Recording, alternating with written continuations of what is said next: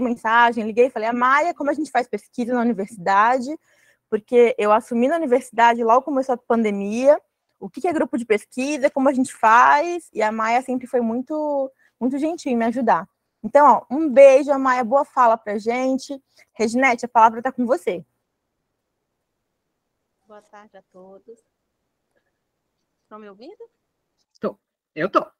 Ah, tá bom, então. Estou te vendo agora. Ah, tá bom. Eu é que agradeço a oportunidade, né, desse momento, da professora Moema ter me fornecido essa oportunidade, né, e de apresentar a professora Maia, que, assim, eu fiquei encantada com o currículo dela, né, e fiquei em conversa com a professora Moema anteriormente, né, então, assim, é um prazer, professora, né, me apresentar para a turma. Sei que os professores que estão aqui, os alunos da graduação, vão ter muito a ganhar, né, hoje com a sua contribuição, porque se a gente for apresentar o currículo da professora, tem que ter uns 3 encontros, né, professora Moema, para poder fazer isso, né, só o currículo dela. Mas eu vou fazer um breve resumo, tá? Então, a professora Maia é a Maia Albata Morinhon de Almeida Prado. Ela possui graduação em Letras pela Universidade Estadual Paulista de Júlio Mesquita, filho da Unesp Assis. Tem mestrado em Letras pela Universidade Federal do Mato Grosso, em Três Lagoas. Também tem doutorado em Letras pela Universidade Presbiteriana Mackenzie. E o que eu gostei mais, né, é que ela diz que ela está sempre estudando as obras de Monteiro Lobato, né? Então, a gente da letra, apesar de eu ser da educação, como a professora Moema explicou, que eu fiz recentemente mestrado em educação, também sou formada em letras, né, e a gente acaba se apaixonando pelas literaturas, somente as literaturas infantil, né, quando você trabalha do primeiro ao quinto ano, né. Então, assim, ela está sempre estudando as obras de Monteiro Lobato, e atualmente é professora adjunta da Universidade Federal do Mato Grosso do Sul, no campo de Três Lagoas. Então, por aí você já consegue perceber o tamanho da experiência que a professora tem para nos fornecer hoje, para nos ajudar, para nos auxiliar a ter mais um pouquinho de conhecimento sobre literatura, né? Então, nesse momento, eu passo a palavra para a professora Maia. Oi, gente, muito obrigada. Eu que devo agradecer, né, a participação. Fiquei bem animada para conversar. Muito, muito obrigada pelo convite, Raquel, Moema, obrigada pela apresentação, Reginete, obrigado a todos que estão aí assistindo, né, pela paciência que vão ter que ter de me ouvir, tá bom? Eu queria fazer mais um bate-papo com vocês, tá? Em vez de ficar, né, com muita palestra, muita o que está me interessando muito, né, enfim, nas reflexões agora, como é que a gente vai fazer para a moçada lá na escola ler livro, né? Como é que a gente vai fazer para mais gente ler literatura? Porque a gente precisa lutar por esse espaço, né? A gente precisa mostrar para muito mais alunos o tanto que a gente gosta de literatura, né? O tanto que literatura faz bem para a gente, e tanto que a gente se empolga com as histórias. Então, acho que essa é a minha preocupação, é isso que eu tenho discutido com os meus alunos de graduação, de pós, com todo mundo que eu tenho encontrado, né, porque às vezes a gente desanima um pouco, né, mas não tem mais espaço para literatura lá na escola, enfim. Mas vamos lá, eu vou tentar fazer uma fala dividida em 3 partes, tá? Então, primeiro a gente vai pensar um pouquinho sobre a importância da literatura, vou trazer algumas reflexões de alguns autores. Depois a gente vai fazer uma parte mais prática, né, que é uma reflexão da nossa orientadora, né, Raquel, da professora Marisa Lajolo, e sobre o como, né, a gente fala de literatura, de um texto específico na sala de aula. É um texto bastante antigo, mas ele é fundamental, eu acho que todo mundo tem que conhecer. Invariavelmente eu começo os meus cursos de graduação com esse texto, né, porque dá um alento no coração, né, os alunos, eles percebem, falam, puxa, eu sei ler literatura, né, então é gostoso isso. E depois a gente pode falar um pouquinho, se vocês tiverem interesse, sobre PNLD, que eu tenho também acompanhado, estudado um pouquinho sobre o PNLD, e eu acho que é enfim, é um conhecimento que a gente precisa ter, principalmente quem está na escola ou quem vai para a escola, tá bom? Então, eu vou compartilhar aqui, deixa eu ver se eu lembro como é que era, vamos lá.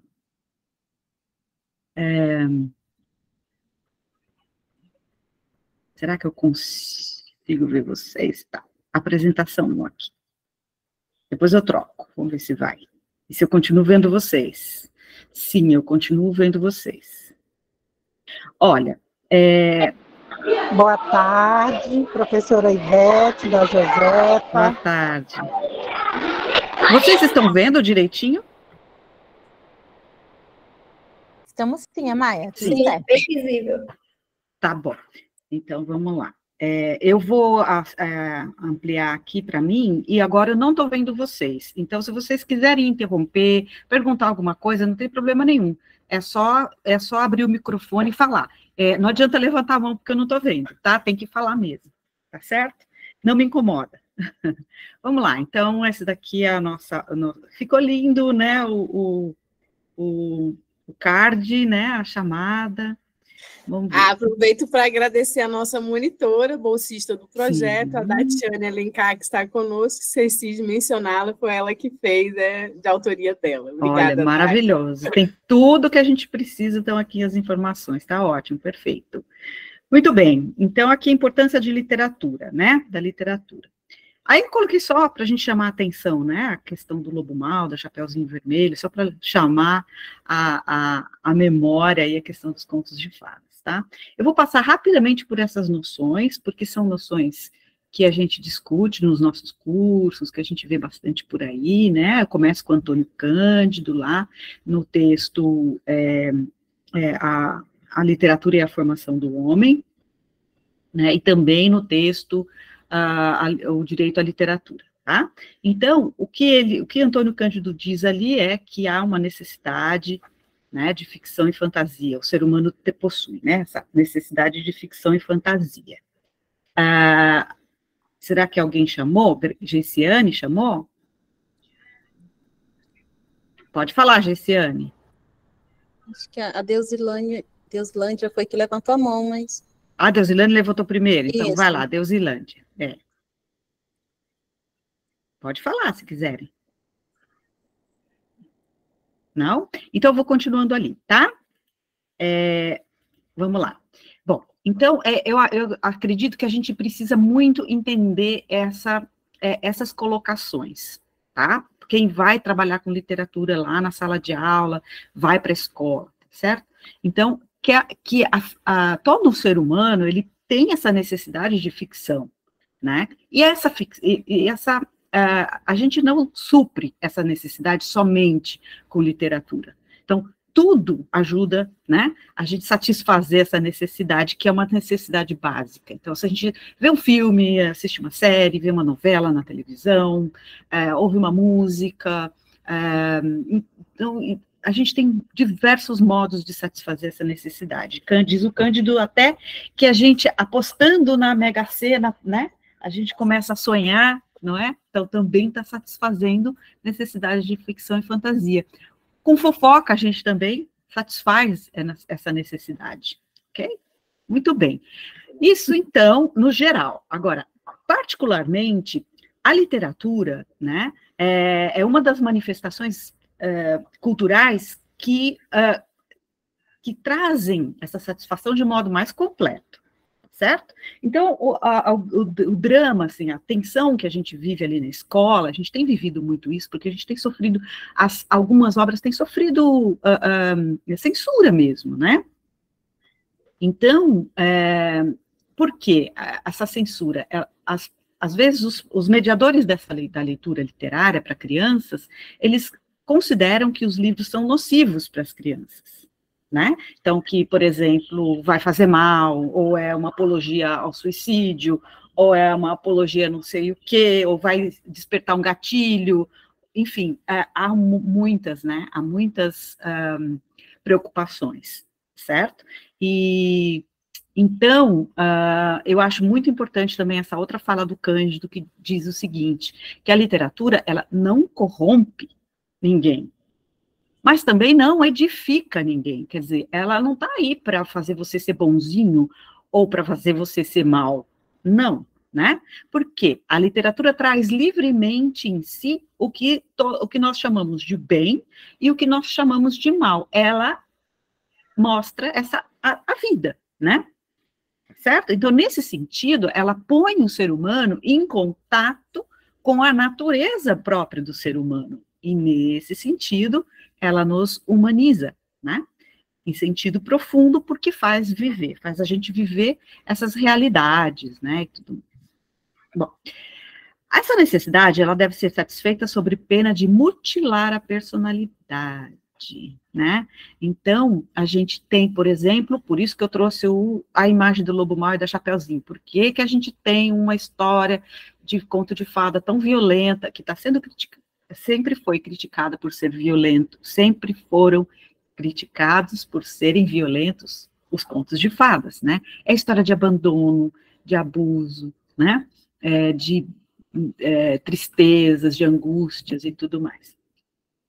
Bem, acontece que nas camadas, né, de significação desses contos, e é por isso que eles permanecem até hoje, a gente tem elementos muito simbólicos, que trabalham no subconsciente das pessoas, das crianças, né? Então, elas ajudam e muito, muito as crianças a construir a sua própria personalidade, né?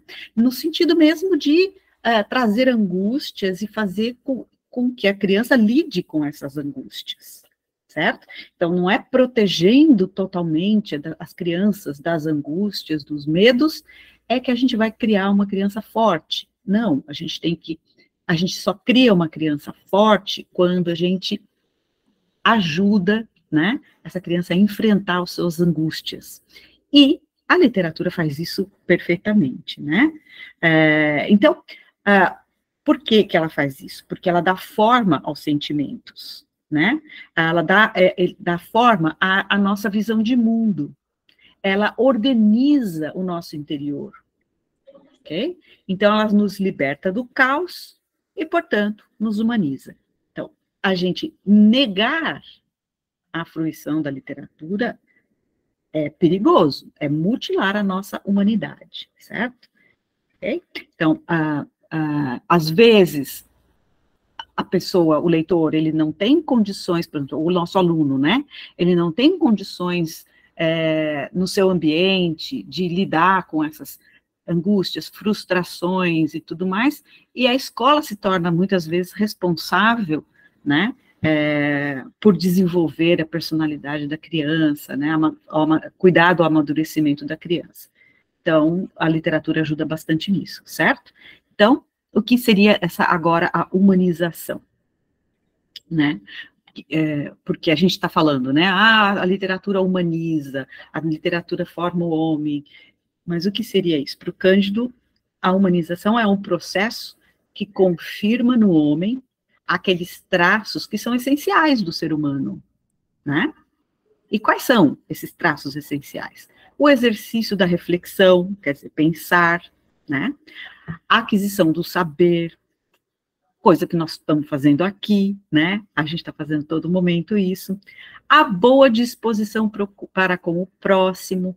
Então, a gente está falando tanto, né, de respeito ao próximo, né, de respeito às individualidades, às diferenças, né? E a gente não tem visto isso muito, né? E a gente quer que as nossas crianças aprendam isso. De novo, né, a literatura nos ajuda muito. O afinamento das emoções, a capacidade de penetrar nos problemas da vida, compreender os problemas da vida, o senso da beleza, a percepção da complexidade do mundo e dos seres, o cultivo do humor, né? A literatura nos traz todas essas questões aí que são coisas do ser humano, tá? Então, aqui é muito importante a gente pensar que são questões profundas do ser humano, não são as questões que estão curricularizadas na escola, né? Não estão lá no currículo, tá? Depois a gente vai discutir um pouquinho melhor isso.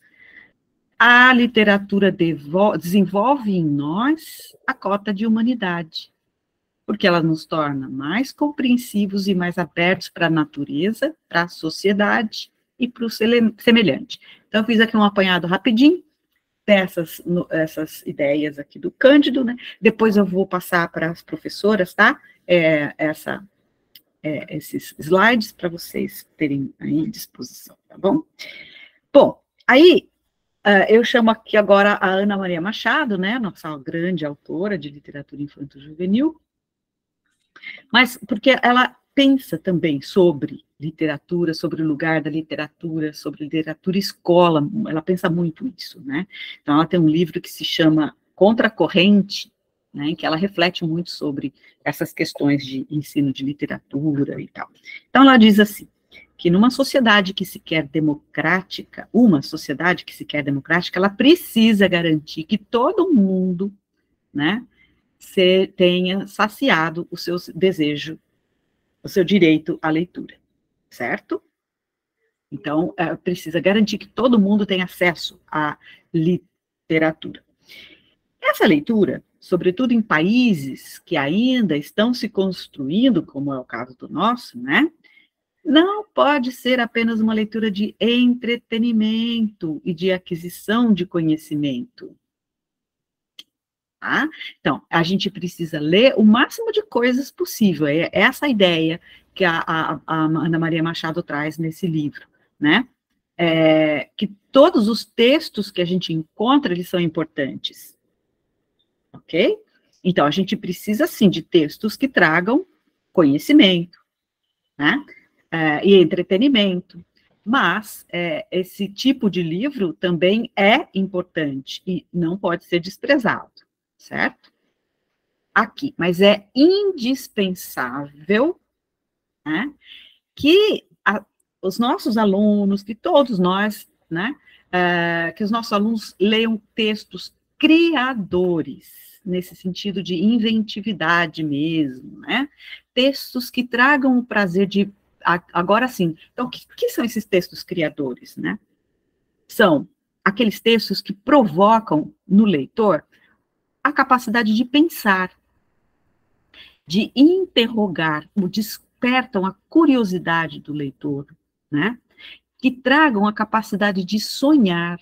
Então, se a gente for ver grandes escritores e tudo mais, né? A gente percebe, ou grandes pensadores, ou pessoas que têm bastante inteligência, né? A gente percebe que essas pessoas, elas têm muita curiosidade, né? Elas também têm bastante sonhos, e elas não têm medo de ir atrás dos sonhos, né, de arriscar, de se arriscar atrás dos seus sonhos, tá bom? Então, esses textos,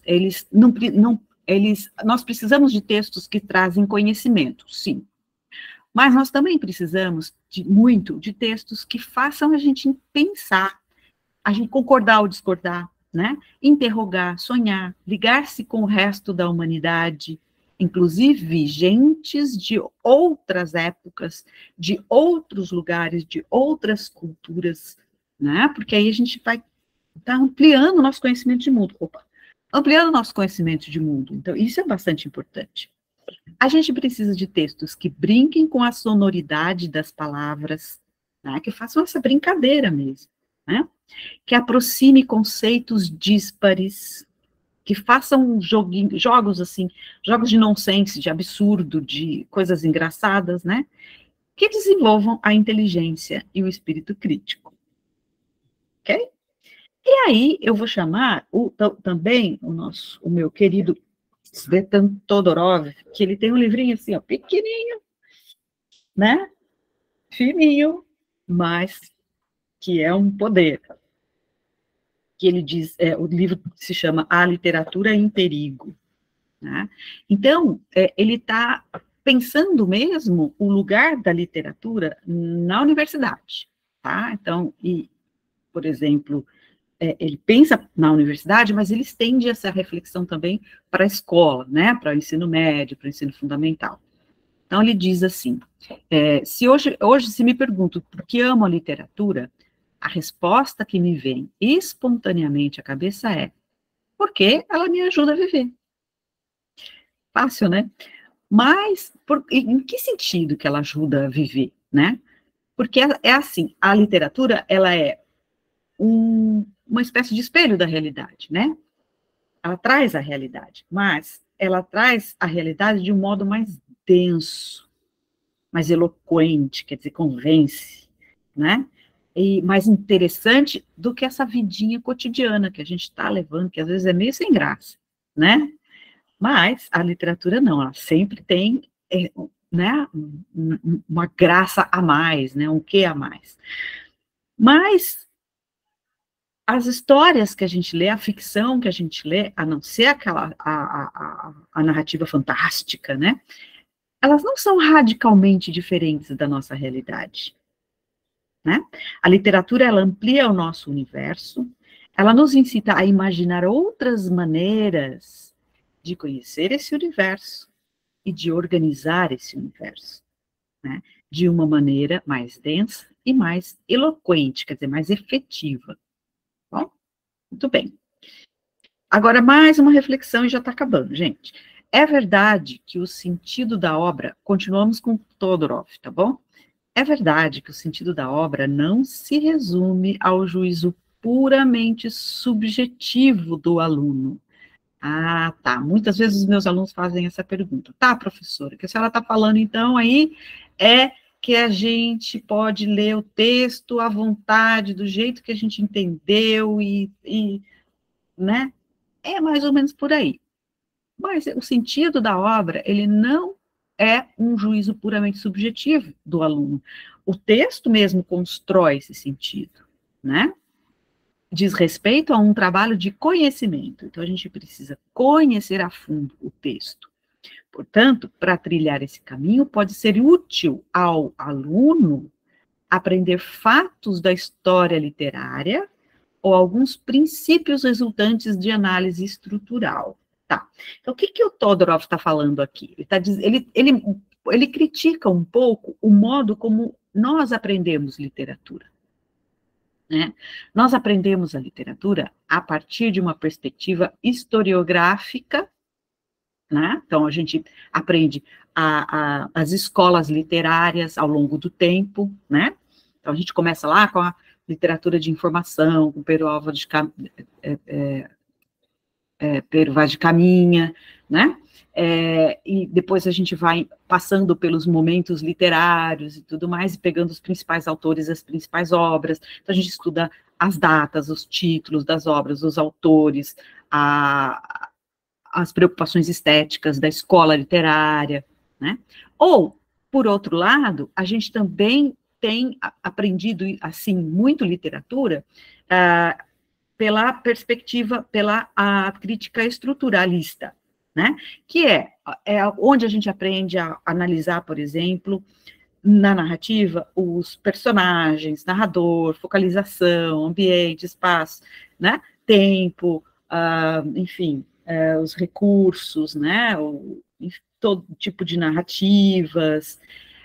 Então, a gente aprende essa estrutura do texto literário. No caso da poesia, a gente aprende, por exemplo, a rítmica, os ritmos, as escansões, a gente aprende a escandir o verso, a entender como que funciona. Alguém quer falar? Eu sigo, então, se vocês quiserem só falar, tá bom? A gente aprende, então, a analisar o texto poético, né, a poesia, dessa forma estrutural mesmo, né, observando rimas e tudo mais, ok? Então, o Todorov, nesse livro, ele começa criticando um pouco isso, né, que a gente esqueceu, né, de pensar o que essa obra provoca em nós, certo? Então, tem obras, por exemplo, que a gente fica completamente encantado, né? E aí a gente vai fazer análise dessa obra, vai estudar essa obra, e a gente não consegue pôr ali esse nosso encantamento, né?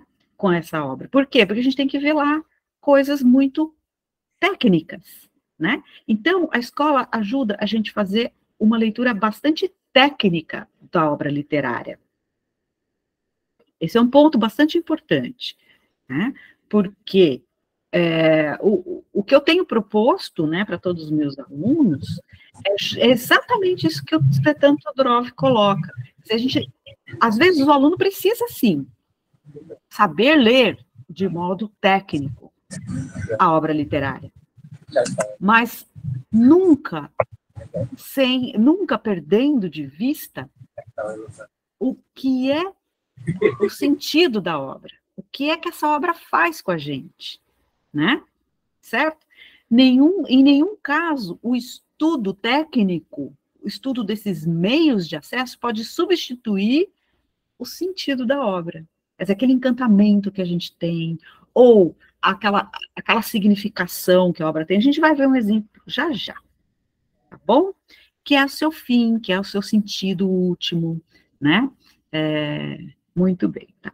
Aqui, vamos lá. É preciso também que a gente se questione sobre a finalidade última das obras que a gente julga dignas de ser estudadas, porque a gente vai escolher, afinal de contas, né? Vai dizer, isso aqui vale a pena a gente levar para os nossos alunos, né? Na regra geral, então, o leitor lê essas obras não para melhor dominar um método de ensino, tampouco para retirar informações sobre as sociedades. Para que a gente lê obra literária? Para encontrar um sentido, né? Para encontrar um sentido que permita compreender melhor o homem, compreender melhor o mundo, perceber como que outras pessoas pensam, né? Para descobrir nas obras uma beleza que pode enriquecer o nosso momento, a nossa existência, né? E, fazendo isso, quer dizer, lendo e descobrindo nessas obras, né, descobrindo que essas obras nos ajudam a compreender o mundo, né, a gente também vai compreender melhor a nós mesmos, né? Então, vamos lá. Aí é o seguinte, o Todorov continua dizendo assim, eu falei um pouco agora da leitura técnica, né, de a gente lê a obra com o aluno e pergunta, tá, ok, então vamos analisar os personagens, o narrador, quem é esse narrador, qual a focalização, ambientação, enfim, a gente vai fazer uma leitura técnica, certo? Muito bem. Só que a gente costuma exacerbar isso e esquecer o que ele está falando que é mais importante, né, que é o sentido da obra. O que essa obra provoca em nós? O que há de humano ali, né? E aí ele diz uma coisa que eu acho muito, muito interessante, que é bom a gente pensar, né? O professor, é um trecho em que ele está discutindo no ensino médio, né? O ensino da literatura no ensino médio. O professor do ensino médio, ele fica encarregado de uma das mais árduas tarefas. Mostrar para os alunos, né, as obras que valem a pena, né? Interiorizar o que ele aprendeu na universidade, né? Então, o que esse professor que está na universidade, ele se forma e vai para a escola, né, trabalhar com literatura com seus alunos, né? Então, quando ele está nessa sala de aula, nessa prática, a tendência é repetir, né, o modo de leitura técnica que ele aprendeu na faculdade. Só que, muitas vezes, esse leitor do ensino médio, ele não precisa de tanto tecnicismo, né?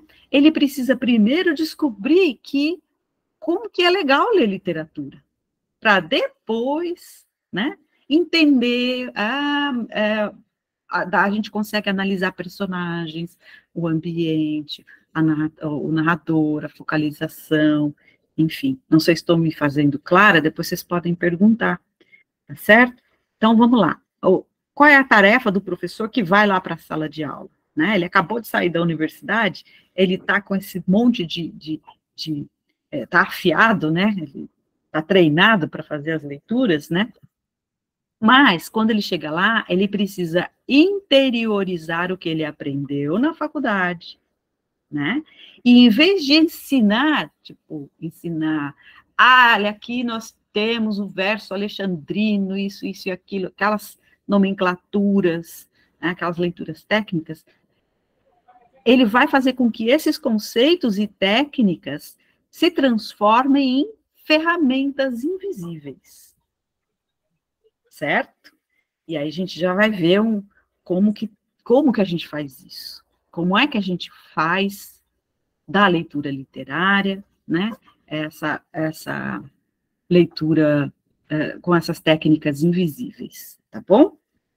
E acabou. Então, aqui, acabou esse. Aqui a gente tem aqui a bibliografia, de onde eu tirei isso daqui, tá bom? E vou passar para um outro. Oi, boa tarde, professora Ivete. A internet vai ficar ruim. Deixa eu achar vocês. Agora eu vou passar outro, peraí. Oi, gente. Ô, Thaís. Pronto. Vai indo. Chegou? Vocês estão vendo? Sim. Estamos. Muito bem. Tá. Então, agora eu vou... Agora eu não vejo mais vocês, só vocês me veem, tá? Vamos lá.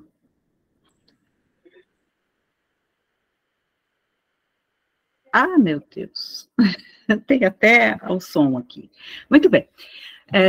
Vamos voltar um pouquinho e pensar que tipo de texto que a gente tem lá na escola, né? Que tipo de texto que o professor vai encontrar lá na escola. A gente tem os livros didáticos, a gente tem, enfim, tem escola que tem biblioteca, tem escola que não tem, né? Às vezes a gente tem menos livros, às vezes a gente tem mais livros. A realidade é bastante variável, certo? Mas, em geral, os textos que circulam na escola ao alcance das crianças a gente tem bastante os textos que a gente chama de instrumentais, né, que eles têm fins pragmáticos, já vou explicar isso daí.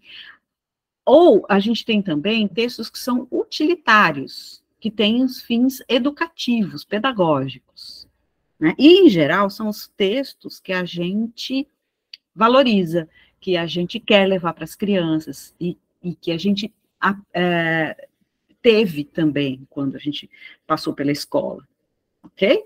Outro tipo de texto que a gente pode ter são os textos literários, né? Então, aí, esses textos são de um tipo específico, porque eles não trazem informações práticas, conhecimento objetivo, né? Eles não trazem propostas educativas de comportamento, certo?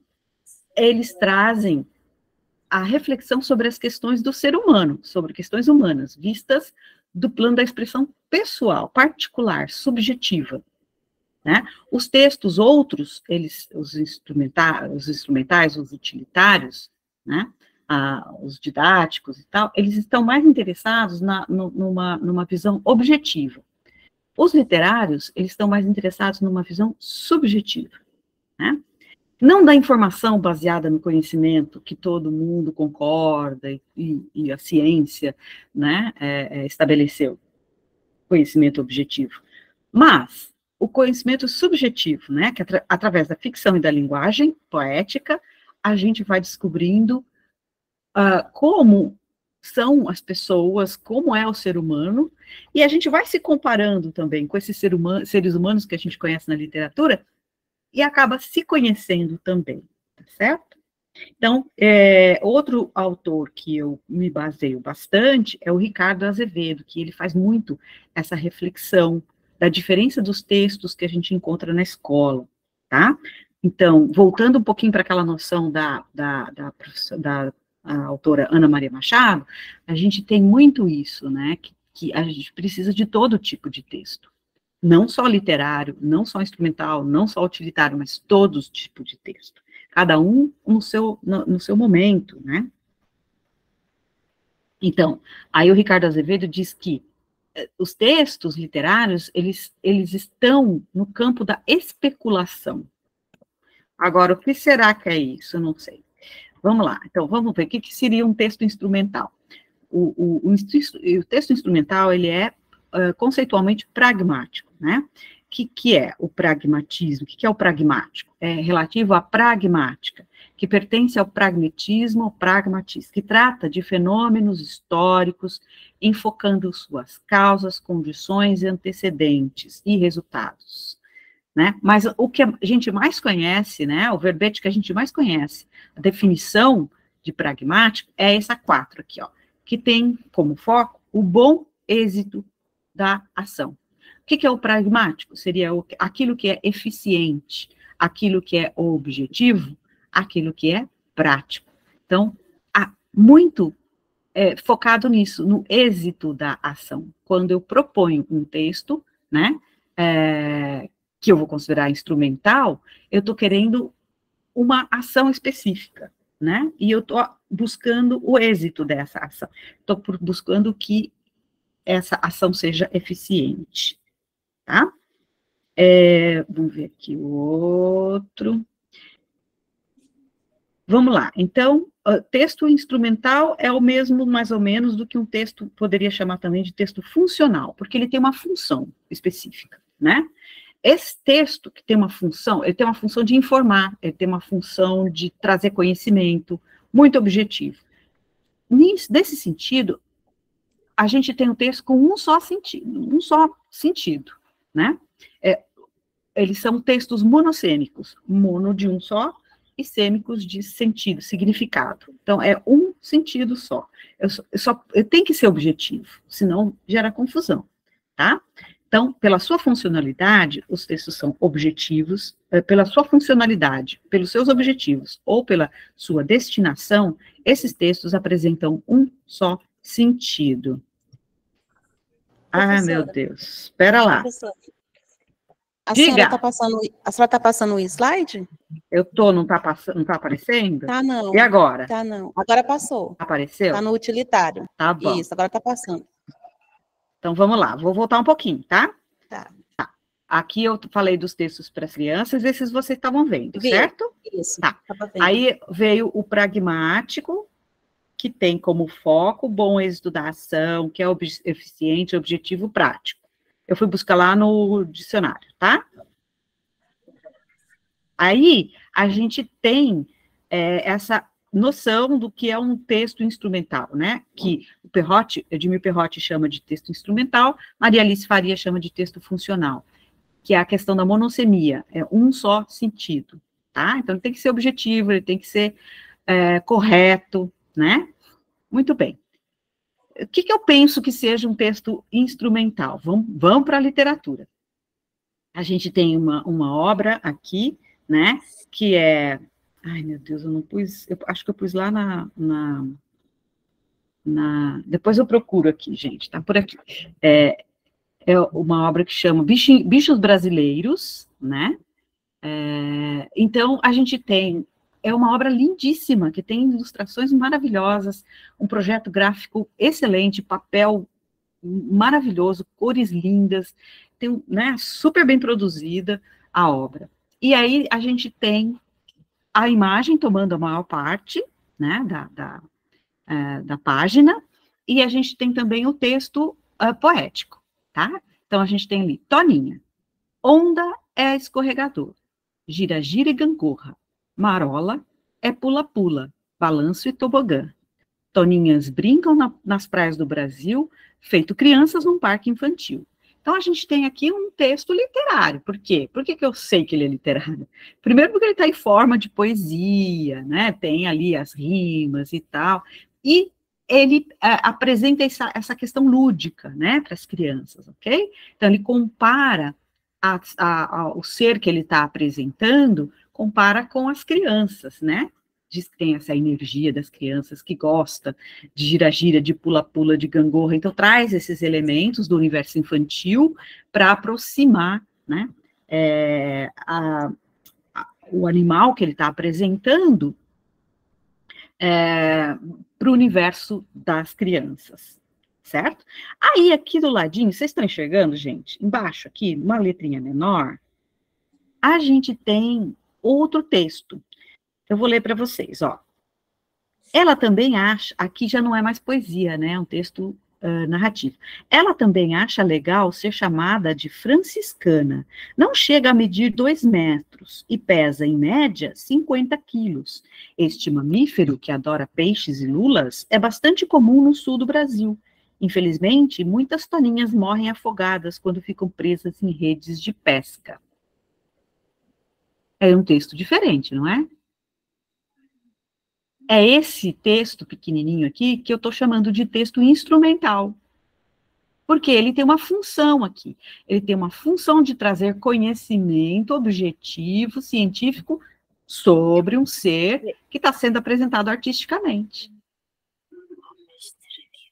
Tá? Então, a gente tem uma mistura, nessa obra, a gente tem uma mistura do literário com o instrumental. Ok? Se tiverem perguntas, eu volto depois. Agora, vamos para essa noção do texto utilitário. É aquele que é útil para alguma coisa, serve para, né? Então, eu vou trabalhar esse livro aqui com os meus alunos, porque vai servir para tal coisa. Pronto, você já está deixando de lado um pouco o literário, né? Para dar mais valor para o utilitário. O que é o utilitário? Que a literatura, ela não é apenas um agente formador, mas ela também é uma manifestação retórica capaz de doutrinar o leitor. Ela é útil para ensinar alguma coisa para o leitor, especialmente bom comportamento, certo? Por quê? De modo que o leitor jamais coloque em questão a ordem estabelecida, né? Então, é um texto que, eu acho que doutrinar é uma palavra muito forte, mas que vai conformar o leitor, né? Vai colocar o leitor num comportamento adequado, né? Seria isso. Vamos pensar lá, o Olavo Bilac, em 1900 e alguma coisinha, ele tinha vários livros infantis, várias poesias que ele escreveu para as crianças. Uma delas aqui é A Boneca, tá? Que está na obra da Regina Zilberman e da Marisa Lajolo, que é a literatura infantil para conhecer autores, obras e textos. A gente tem aqui esse texto, A Boneca. Vou ler rapidinho para vocês aqui. Ó. Deixando a bola e a peteca, com que ainda pouco brincavam, por causa de uma boneca, 2 meninas brigavam. Dizia a primeira, é minha, a outra gritava. E nenhuma se continha, nem a boneca largava. Quem mais sofria, coitada, era a boneca. Já tinha toda a roupa estraçalhada e amarrotada a carinha. Tanto puxaram por ela, que a pobre rasgou-se ao meio, perdendo a estopa amarela que lhe formava o recheio. E ao fim de tanta fadiga, voltando a bola e a peteca, ambas, por causa da briga, ficaram sem a boneca. Então, aqui a gente tem um texto que tem um caráter de exemplaridade, né? Olha só o mau exemplo dessas meninas. Olha só, leitor. Se a gente perguntar alguma dúvida, você vai explicar novamente, professora? Qual? O que vocês querem? Pode perguntar. Explicar novamente qual trecho. É o Camilo que está perguntando? Esse trecho, Camilo, esse trecho meio, a boneca. Ah, o da boneca? Tá. É. Vocês estão conseguindo ler o texto? Ok. Estamos acompanhando, sim. Tá. Esse é um texto que quando a gente olha para ele, a gente fala, legal, é um texto literário. Não é um texto literário? Olha, é uma poesia, tem rima, está dividido em estrofes, né? São 5 quadrinhas, né? 5 estrofes de 4 versos, tem rima, tem a musicalidade, tem o ritmo, todos.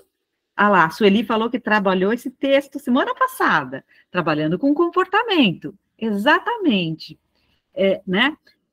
Esse texto é um texto literário, ok? Tá, só que o sentido dele, qual é? É o que a Sueli trouxe para nós, né? Não sei se é a Sueli, eu acho que eu já confundi o nome, desculpa. serve para trabalhar bom comportamento, não é isso? Certo, Camilo? Né? Então, todo esse texto está construindo aqui como uma exemplaridade, como um exemplo do que não pode ser o comportamento das crianças. As crianças não podem brigar por um brinquedo, porque senão elas vão ficar sem o brinquedo, elas vão destruir o brinquedo, né? Então, a gente tem essa noção, essa função, o texto está pesando mais essa função de ensinar do que a função literária, que é de pensar as questões do ser humano, pensar, puxa vida, né, a questão do ciúme, a questão, né, do sentimento de posse, ou da inveja, ou de qualquer outro sentimento aí, né? Tá bem? Diga lá, Deusilândia. Alguém que levantou a mão? Querem falar mais? Camilo, tá certo? Tá explicado? Ou você precisa, a gente precisa explicar melhor?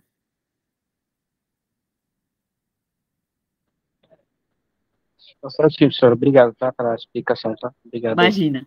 É só Então, isso mesmo que eu queria perguntar. Ok. Então, só voltando um pouquinho, ó, a gente tem o texto instrumental, que serve para trazer informação muito objetiva, né, informação científica e tal, certo? Misturado com o texto literário. Aí, a gente pode ter também, misturado com o texto literário, um texto que seja utilitário, ou seja, ele está servindo para educar a criança, tá? Então, a proposta que mais sobressai é essa proposta de ensinar o comportamento, tá certo? E o literário nessa história aí? O literário, ele não se preocupa em trazer conhecimento, ele não se preocupa em trazer um exemplo de bom comportamento, né? Ele vai mais além. Ele traz informações sobre diferentes temas? Traz, né? Ele traz informações sobre a história, né? Sobre a sociedade, ok? Mas ele traz também, né? Muito mais a possibilidade de refletir sobre questões existenciais, sobre problemas éticos, né? O texto literário, ele também oferece vários tipos de satisfação ao leitor. Por exemplo, além de adquirir conhecimentos variados, né, o texto literário, ele complementa esse conhecimento, né, quando ele faz o leitor viver situações existenciais, quer dizer, são as questões mesmo. Se a gente vier no texto da boneca, né, e ultrapassar essa preocupação de, olha, tá vendo, criançada, que vocês estão lendo aí, as crianças brigaram tanto que acabaram ficando sem a boneca, portanto, não briguem. A gente vai parar de falar assim? Não, na escola, a gente precisa educar as crianças, a gente precisa né, mostrar para as crianças que né, tem comportamento que é negativo. Mas a gente também precisa explorar o que há de literário ali. O que há de literário ali? Primeiro, a questão do ritmo, da rima, né, da musicalidade. Podia cantar, por exemplo, né, esse poema. Ou pegar esse questionamento, qual é o sentido do texto? Olha, por que elas brigam? Né? Então, qual é a motivação, né, dessa briga? Porque elas querem as coisas para si. As pessoas são possessivas, são ciumentas, enfim, aí a gente já está entrando na seara, né? Se a gente está questionando por que essas meninas estão brigando, porque elas são ciumentas, possessivas, a gente já está entrando nessa seara das questões existenciais do ser humano, né? Daqueles sentimentos que todo ser humano tem, e que muitas vezes, como as meninas aqui, a gente não consegue controlar, né? Não consegue lidar muito com esses sentimentos. E aí dá briga, dá confusão, dá ruim, né? Ok? Então, aí, quando a gente vai explorar o texto literário, a gente tem que também, né, ir mais a fundo, explorar o que há aqui de natureza humana, tá? É nesse sentido que eu trago o exemplo. entrar em contato com novas ideias, etc. Agora, só para a gente consolidar o exemplo, eu vou trazer aqui um texto, se não me engano, é o capítulo 6 dessa obra aqui, da Marisa Lajô, né, do Mundo da Leitura para a Leitura do Mundo. É um livro que foi publicado já faz bastante tempo, em 1994 ganhou o Prêmio Jabuti, e eu vou falar um pouquinho sobre esse capítulo, Poesia, uma frágil vítima da escola, tá? Não vou trazer texto mesmo, eu vou trazer mais o texto literário, né, O Vestido de Laura, que é da Cecília Meirelles, que está na obra Ou Isto ou Aquilo, de 1970, e alguém quer perguntar alguma coisa? Eu ouço só diga lá, Camilo. Camilo que levantou a mão de novo.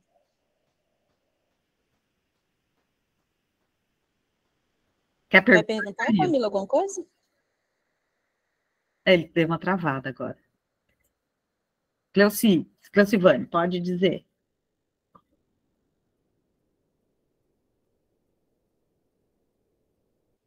Não? Tá, eu vou continuando, qualquer coisa vocês abram o microfone, tá? E pode perguntar, não tem problema. Olha lá, então a gente tem... Diga. A gente tem lá, ó, Poesia, uma frágil vítima da escola.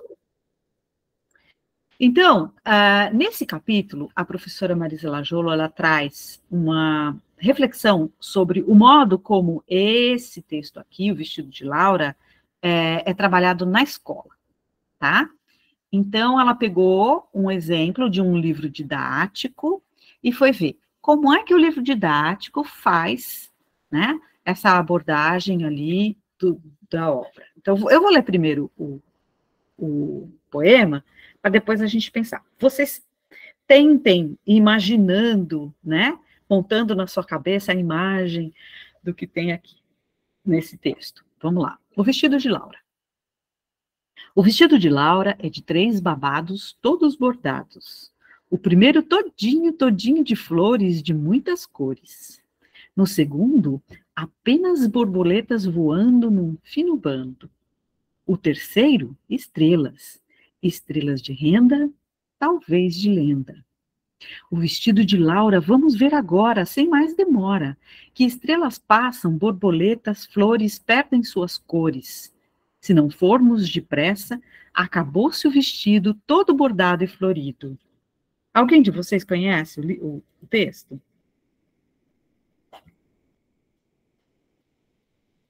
Bom, então a gente tem aqui um texto que facilmente... Olha lá, o Gabriel está dizendo que conhece. Sim, claro que ele conhece, ele é meu aluno, né? Eu sempre converso com os meus alunos sobre esse texto, para mostrar justamente isso. O Sidney também conhece. Para mostrar justamente isso que a gente... que eu gosto de chamar a atenção dos leitores para sentido do texto, né? Então, eu acho que esse artigo, esse capítulo da professora Lajolo é maravilhoso para entender isso. Então, ela vai no livro didático e pega a atividade que o livro didático propõe a partir da leitura desse texto, O Vestido de Laura. Muito bem, o que o livro didático propõe? Ele propõe assim, ele pergunta, quantos babados tem o vestido de Laura? Aí lá na primeira estrofe está escrito, né? É de 3 babados. Então o aluno vai responder, são 3 babados. Aí o livro didático apresenta 3 quadrados, né? Com uma forma de um pedaço do vestido e desenhe o vestido de Laura. Né? Então, o que o aluno vai fazer? Ele vai encher o primeiro desenho de flores coloridas, o segundo desenho de borboletas coloridas, o terceiro desenho de... Não, Tayane, o texto não é do mesmo autor da boneca. A boneca é do Olavo Bilac. Esse texto é o da Cecília Meirelles, tá? Então, aqui, no livro didático, a gente tem essa atividade que é bastante comum, né? Está errada a atividade? Não, ela não está errada, porque a gente está lendo o poema, né? O Vestido de Laura, tem 3 babados, todos bordados. Então, há uma superfície textual. A primeira leitura que a gente faz, a gente entende, todo mundo entende, né? Que o texto é dividido, que o vestido é dividido, né? São parecidos os textos, né? Porque são, enfim, em formato de poema e tal. O vestido é dividido e dá para você ter uma ideia, né? Enxergar esse vestido e desenhar esse vestido. Ok? Tá, então a gente tem na primeira estrofe, na segunda estrofe, na terceira e na quarta estrofes, a gente tem a descrição do vestido, certo? E as outras estrofes? O que a gente tem? O vestido de Laura, vamos ver agora, sem mais demora. Esse eu lírico está chamando o leitor. Vamos lá, né? Então, ele primeiro descreve, fala, olha, o vestido é assim. Depois ele fala, vamos lá, vamos ver. Por que vamos depressa, sem mais demora? Porque as estrelas passam, as borboletas perdem suas cores, e se a gente não for depressa, a gente vai perder tudo isso. Né? Então, essa outra parte do poema, ela dá um tom completamente diferente. Certo? Aí a gente tem, deixa eu ver uma coisa aqui, pessoal, eu preciso ir terminando. Tá. Ah, não, ainda tenho tempo. Nessa outra parte, a gente tem uma outra visão, que é alguma coisa a mais, além da superfície do texto, né? Ó, veja bem, eu não estou analisando rima, eu não estou fazendo escansão de verso, eu não estou perguntando quantos estrofes está dividido, nada disso. Eu posso fazer isso também? Posso, sem problema nenhum, mas isso são técnicas, né? Mas primeiro eu preciso me preocupar com qual é o sentido, e o sentido não é, em literatura, o sentido nunca é simplesinho, assim, os 3 babados e acabou. Tem muito mais coisas do que os 3 babados, né? Principalmente nessa segunda parte, que fala, vamos lá, vamos ver esse vestido, porque isso tudo vai passar, isso tudo vai acabar. Se a gente não for depressa, tudo se acaba. Seria como se não se desfrutar as belezas da vida, teremos perdas. Isso mesmo, Sueli. Obrigada pela interlocução. É exatamente isso. É essa sensação que essa segunda parte traz. Puxa, a gente vai perder alguma coisa se a gente, né, fica só olhando superficialmente, né? Vamos lá, vamos ver essas belezas. Vamos aproveitar, porque as coisas passam. Essa noção de as coisas passam, acabam logo, essa é a noção do ser humano, é o drama, né? Quer falar, Jucimara? Então, aqui nós temos essa significação, esse questionamento do ser humano, ok? Ali, que a gente vai ter o quê?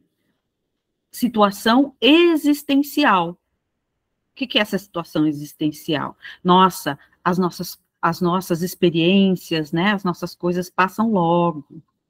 Então, a gente tem uma parte do poema que é monossignificativa, né, que todo mundo entende igual. Ó, todo mundo entende igual, que o primeiro babado tem flor, o segundo babado tem borboleta, e o terceiro babado tem estrela. Ok? Então, essa é uma leitura comum, uma leitura mais objetiva, uma leitura que, né, da primeira camada do texto, que todo mundo entende igual. Então, é a leitura, uma camada da monossignificação. É o texto que está dando, não estou inventando nada, né? Agora, eu tenho outra camada mais profunda, ali no final do poema, que fala sobre os dramas existenciais do ser humano. Que é nesse caso aqui? Né? Tá falando assim, se não formos depressa, acabou-se a beleza.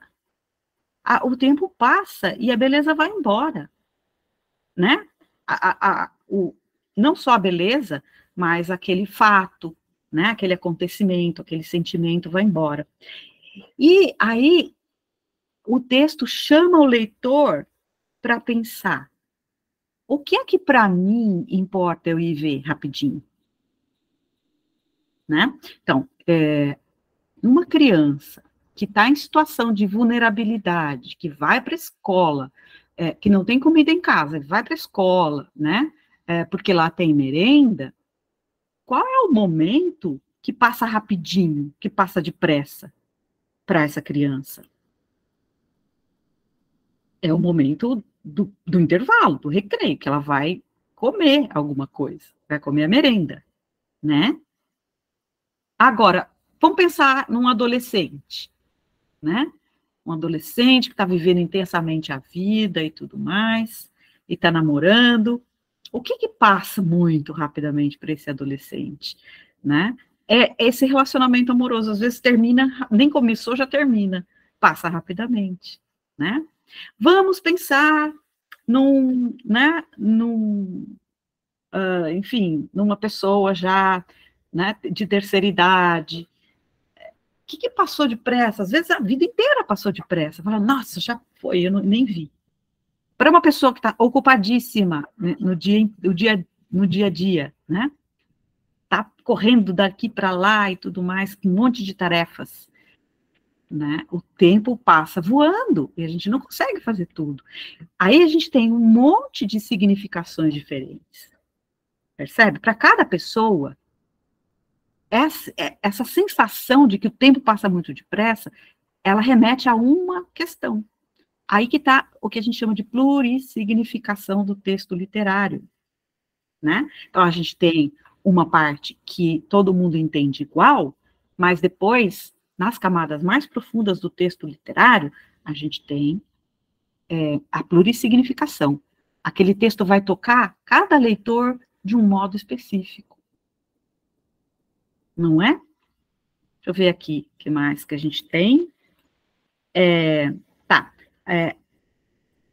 Aqui só, então, do Ricardo Azevedo, quando ele diz assim, a literatura, ela costuma tratar de assuntos subjetivos por princípio, sobre os quais não tem cabimento da aula. Então, o que são essas questões existenciais?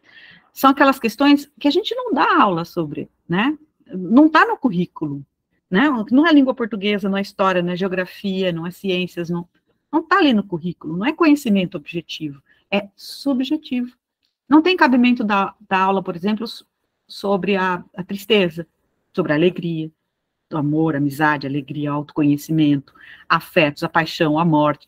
Aí ele vai, né, colocar aqui todos esses sentimentos ou essas questões existenciais do ser humano, tá? Paixão, a morte, a busca do autoconhecimento, a amizade, a alegria, os afetos, as perdas, o desconhecido, o imensurável, o gosto, o prazer, o amor, a beleza, a busca da felicidade, tudo isso, gente, tudo isso cabe ali dentro da literatura, né? E a gente deixa passar quando a gente faz a atividade com o texto, por exemplo, o vestido de Laura, e para nessa atividade de desenhar o vestido. Né? Então, sempre em literatura a gente tem camadas mais profundas, e a gente precisa descobrir quais são. Né? Bom, vamos lá. Na verdade, a literatura pode falar de qualquer tema. Todos os abordados pelo paradidático, por exemplo, desde que o mesmo seja visto pelo ângulo da ficção, da subjetividade, da poesia. Ok? Eu vou fechar agora. Vou voltar aqui. E abro para vocês fazerem perguntas, tal, e para a gente conversar um pouquinho sobre PNLD, se vocês quiserem. Fiquem à vontade, gente. Aqui no chat, professora, a gente tem algumas questões. Né? Tá. A Sueli, ela perguntou o seguinte. Só voltar aqui. Tem alguns comentários também. Ela pergunta o seguinte: a literatura permite o leitor se identificar nos personagens, professora? que ela pergunta, né? Ela diz os adultos. Ela fala assim, a literatura, assim, para os adultos, permite eles se identificar nos personagens. Sim. E a outra questão é, mas, aí ela continua, né? Mas não influencia a criança a ser ou não, ser boa ou má. Exato. Uhum. É isso que a gente trouxe aquela reflexão lá do Antônio Cândido, né, dizendo que a literatura traz em si o que é o bem e o que é o mal. Portanto, ela não corrompe e nem edifica, né? Quer dizer, você lê um texto literário, né? Outro autor, gente, eu esqueci de que autor que é agora, porque como não tinha isso preparado, eu esqueço. Mas tem um autor que diz assim, que eu não vou sair matando velhinhas se eu for ler Crime e Castigo, do Dostoiévski, né? Certo? Então, porque esse personagem, ele faz isso, né? Ele mata lá uma velhinha, e depois ele fica remoendo aquilo, aquela culpa e tudo mais. Então, ele comete um crime, mas, né, aqui como remói tanto, ele acaba sofrendo esse castigo também. É um crime e vem o castigo imediatamente, tá? Então, você ler um livro que traz um personagem extremamente mau, Shakespeare, por exemplo, com aqueles personagens maléficos, horrorosos, né, atormentados e tudo mais, não significa, né, que você vá ser mal daquele jeito. Se você for ler Romeu e Julieta, né, um adolescente apaixonado, né, vai ler Romeu e Julieta, não significa que é uma tendência ao suicídio, não, né? Ele está ali para conhecer o mundo, como o mundo é, ok? Ou ler Megera Domada, né? Megera Domada, ela traz dentro da literatura, traz um comportamento da época, né? Isso. Da família. Então, nesse sentido que a gente tem que entender que a literatura funciona, né? Então, muitas vezes a gente está criticando o texto literário ou não levando o texto literário, às vezes porque não entende como é que a literatura funciona. Eu acho que essa tem que ser a máxima dentro da nossa cabeça. A literatura não corrompe e nem edifica. É isso que eu tento falar para os meus alunos. Muito bom. Se mais alguém tiver algum questionamento, né, para fazer, a professora aproveita, tá? Que não é todo dia que ela vai estar com a gente, não. Ó, o Arlington falou também, comentou, disse assim, o vestido será lavado, irá desbotando e se acabando, não é? Então, é mesmo essa sensação de que vai desbotando, vai acabando, vai passando o tempo, né?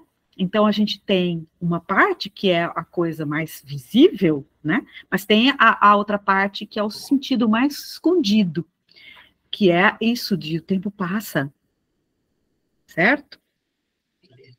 Uma coisa assim, interessante, professora, nessa abordagem que a senhora traz da literatura, é porque, assim, aqui a gente tem um público jovem, né, que estão na faculdade, agora fazendo graduação, em letras, né, mas se a gente pensar para a sala de aula, como a senhora trouxe esse texto que foi para ser trabalhado em sala de aula, a gente tem um público mais antigo, um público mais vivido, né? Sim. E é um público que hoje é professor em sala de aula, que eles não tiveram na infância acesso à literatura. Eu sou um caso disso, nessa situação. Sim. Dependendo de onde você estudou, ou do local da sua cidade, e da época, né? Porque eu não sou tão velha assim também, não tá pensando, né? Não é de jeito nenhum. Mas eu lembro que o primeiro livro de literatura que eu li, que eu tive acesso, foi Isto ou Aquilo, de Cecília Meirelles. Sabe quando? Quando eu estava fazendo meu primeiro ano de magistério. Porque nas minhas escolas que eu passei, da educação infantil, no caso era jardim de infância, até o ensino fundamental e chegando no ensino médio, nós não tínhamos biblioteca na escola. E nem programa de livro didático na escola também, né? Hoje tem essa diferença. As nossas escolas, elas têm livro didático. Embora não seja tanto quanto nós gostaríamos, mas o governo ainda tem esse programa, que deveria ser melhor, né? Mas já tem. Então, nossas crianças têm. Aí hoje eu faço um questionamento para a senhora dentro do que a senhora abordou. Como, na nossa realidade hoje, desses nossos alunos que estão saindo da faculdade, como despertar o gosto para o aluno sobre a literatura, trazer esse gosto da leitura, da literatura para dentro da sala de aula, né? Porque, assim, os meninos que estão saindo agora da universidade, eles já tiveram a oportunidade de ter a senhora como professora, a professora Moema e outros mais. E aqueles professores que já estão em final de carreira e continuam em sala de aula? Como fazer isso? Trazer isso para eles? Olha, eu costumo falar para os meus alunos assim, só de você fazer uma roda de leitura, sem muita pretensão, né? Sem pretensão de ficar analisando, ficar discutindo, só ler, curtir o livro, né? Faz a roda de leitura, senta com os alunos, conversar sobre a obra que leu, já é um avanço. Se você fizer disso um costume, né? Uma coisa normal, eu acho que já está meio caminho andado.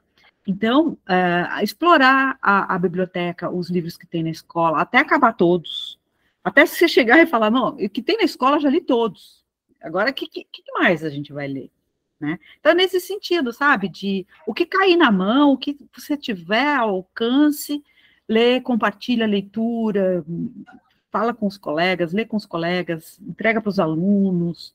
É isso que eu falo muito para os meus alunos, sabe? É pegar e, onde tiver chance, ler com os alunos e estar cercado de livro literário e provocar momentos, né? Disso. Às vezes nem precisa fazer um trabalho, né? Nem precisa fazer um trabalho para nota ou alguma coisa assim. Só mesmo sentar e ler junto e conversar sobre o que leu. Assim já é o começo, entende? Entendo. Aqui também a gente tem um comentário da professora Moema, quando ela fala que a literatura permite nos colocar no lugar do outro, vivenciar a experiência do outro, por isso nos humaniza, né? Quando a senhora falou da humanização que a literatura traz para nós, né? E a Verônica, ela diz o seguinte, que se valermos tanto a técnica e a leitura por deleite perde o espaço. Então, eu penso que completando o que a Verônica colocou, se a gente pega a literatura ou parte de um texto poético e leva só para a questão da técnica, da estrofe, quem é o autor, quantas rimas tem, ele perde a essência, né? Porque aquele texto da boneca que a senhora leu, eu já tinha lido várias vezes e não tinha visto por o viés que a senhora mostrou aqui.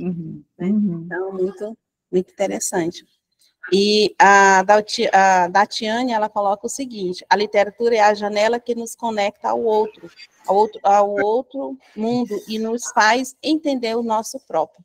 Isso, exatamente. A gente tem esse comentário, deixa eu ver se a gente tem mais alguma pergunta. A Daiane comenta aqui, né, principalmente para nós, a CNM, que somos recém-chegados, precisamos muito ler literatura. A minha dica vai explorar a biblioteca da sua escola, vai ver o que tem lá, e pega tudo, lê com os alunos, observa o que eles gostam mais, o que eles gostam menos, por que eles gostam mais, por que eles gostam menos, né? A Maia. Diga. A turma de CNM é nosso curso de Educação do Campo, Sim. de Ciência, Natureza e Matemática. Ah, tá. Estamos aqui junto com a gente, trabalhando em literatura, eles são os calouros, acabaram de chegar na universidade. Muito contente de ver vocês aqui, gente. Que bom, que bom. Então, explorar mesmo onde estiver. A Moema faz tempo que está com a mão levantada lá, eu não abri a palavra para ela ainda. Que isso, explorar a biblioteca da universidade, que está em reforma atualmente, mas em breve estará aberta novamente. Os calouros não tiveram oportunidade de conhecer, mas, enfim, é um momento de revitalização, foi necessária essa reforma. Sim. Bom, queria começar, vamos ser bem breve, porque eu gostaria ainda de escutar muito a Maia falar rapidamente sobre o PNLD, porque é um assunto que me interessa muito, pelo menos alguma coisa, mas dizer que sua fala foi muito didática, imprescindível na formação dos nossos alunos, né, aqui presentes, seja da graduação, da pós-graduação, o diálogo que faz a sua fala com as minhas aulas, com as aulas da Raquel, estávamos, inclusive, comentando isso em particular, né? O quanto foi significativo para os nossos alunos, que nós já repetimos muitas das coisas que você também colocou hoje, Maia. Então, assim, agradeço de coração mesmo por esse momento. Chegamos a 100 participantes, a atividade bombou. Eu tenho certeza que depois a Dati, que é a bolsista, vai dizer, professora, tem gente lugares do Brasil. Como é que isso acontece? Acontece com parcerias como a gente, entre nosso grupo e a professora Maia, que também faz parte do grupo, né? Enfim, os professores tentando se organizar, trazer os seus alunos para as atividades. A Maia também trouxe os alunos dela, a Raquel, eu, outros professores envolvidos também. Agradeço demais, demais, demais. E dizer que foi incrível, né, essa questão da importância da literatura. Atualmente eu estou dando uma disciplina de estudos estilísticos, e também deu tudo a ver, a parte técnica e a parte, né, do prazer do texto, são assuntos que não tem como a gente não tratar quando a gente vai trabalhar com o ensino, com a literatura, não só com o ensino, né, com a literatura mesmo. E pensar na perspectiva de ensino. E para dialogar rapidamente com a Reginete, pensar a formação de professores na formação continuada, né? E aí você já deu um caminho, que é a leitura, rodas de conversa, inclusive uma das próximas atividades do grupo, porque a gente fez uma série de palestras, oficinas, mas as últimas atividades desse ano, a intenção é fazer rodas de conversa com professores de educação básica, para que possam narrar suas experiências do trabalho com o texto literário em sala de aula. Então, assim, esses são os novos, aproveito também para fazer a propaganda das próximas atividades. Acredito que já em outubro e novembro a gente realize 2 rodas de conversa, uma presencial na UFRR e outra virtual, o que eu quero chamar professores do campo, indígenas, quilombolas também, para ter essa representatividade, mas com foco de discutir como que a gente está trabalhando com o letramento, com a literatura, com a questão também da leitura literária desses professores para trazerem para a sala de aula. Então, acho que esse tema mesmo da formação de leitores na formação continuada de professores, isso aí já daria, né, uma atividade só para a gente dialogar sobre isso, entre outros. Mas eu vou só registrar mais uma vez o meu agradecimento, passar a fala novamente para a Raquel, para a Reginete, para os demais, ou para a própria Maia, para ela falar um pouquinho do PNLD, mesmo que seja rapidamente. Não, então, deixa eu falar rapidinho, porque eu estou super afim, porque é o seguinte, eu tava hoje fuçando as notícias lá da escolha do PNLD, do literário 2022, que chamou Objeto 2, Obras Literárias, né, para o ensino fundamental. E aí eu vi a notícia aqui na página do www.gov.br do FNDE, tá? Que se você buscar lá no site, no buscador, né, PNLD 2022, já vem essa notícia lá, a primeira notícia que vem, que está aberto, vai abrir semana que vem para as escolas escolherem obras literárias, né? Então, se a gente tem, deixa eu voltar aqui, se a gente tem, saindo agora, semana que vem sai o guia, que eu estou super afim também de conhecer esse guia. O guia, ele traz uma apresentação de como foi a escolha das obras literárias e os títulos de todas as obras que foram avaliadas, tá? E foram aprovadas. E para chegar na escola. Então, a escola, ela faz essa escolha pela internet, né? Então, entra no site do FNDE e tem lá os links para a escola, as autorizações para cada escola, né? Que é uma coisa fechada, não é todo mundo que entra, é o diretor da escola que entra lá. E os professores têm acesso, isso é bastante importante, tem acesso aos títulos das obras e à resenha de cada obra, tá? Então, por ali, os professores têm condições de saber que tipo de obra que está disponível e pode escolher, né? Então, às vezes, tem mais de 120 títulos diferentes para que a escola possa escolher. Eu não sei, né, a escolha, a Moema está dizendo, né, a escolha das obras por meio do programa nacional do livro didático, né, disso, né, esse é um momento muito importante para os professores, então, eu só queria chamar a atenção para isso, que está rolando, né, nas próximas semanas, está rolando, primeiro vai vir acho que o guia, né, com a relação das obras que foram aprovadas, e depois, na outra semana, abre o período de pedidos. Então, às vezes, a gente acha que, na minha escola não tem e tal, não sei o quê. Primeiro, precisa saber se a sua escola fez inscrição no PNLD, né? Está vinculada ao PNLD. Se ela tiver vinculada ao PNLD, é só escolher que vem. É que, às vezes, gente, não dá tempo. Um diretor da escola, ele tem tanta coisa para providenciar, para tocar, porque a gente acaba escolhendo as prioridades, e muita coisa vai ficando. E muitas vezes a escolha do livro literário fica para trás. Por quê? Porque é mais importante escolher o livro didático, né, nesse sentido, porque é o que vai tocar o ano inteiro. Então, entre ter tempo de escolher o livro didático e não ter tempo para outra coisa, eu escolho o didático, eu deixo o literário para lá.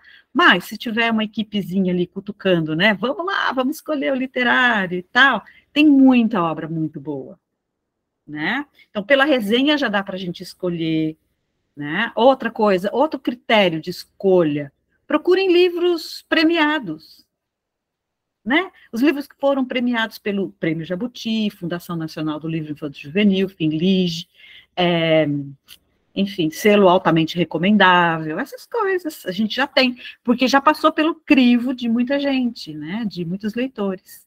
Então, também é um jeito fácil de escolher as obras, tá bom, gente? Mas atenção para o PNLD, que ele tá chegando muita coisa legal nas escolas. Tem que aproveitar. Professora, a Abigail está com a mão levantada já um pouquinho. Desculpa. E aí, Abigail... Pode falar, Abigail. Pode falar.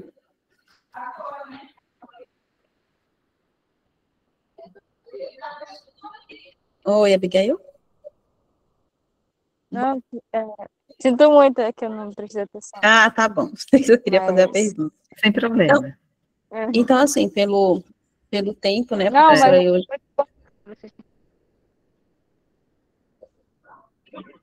Repete, Abigail. Desligou a câmera. Uhum. Então,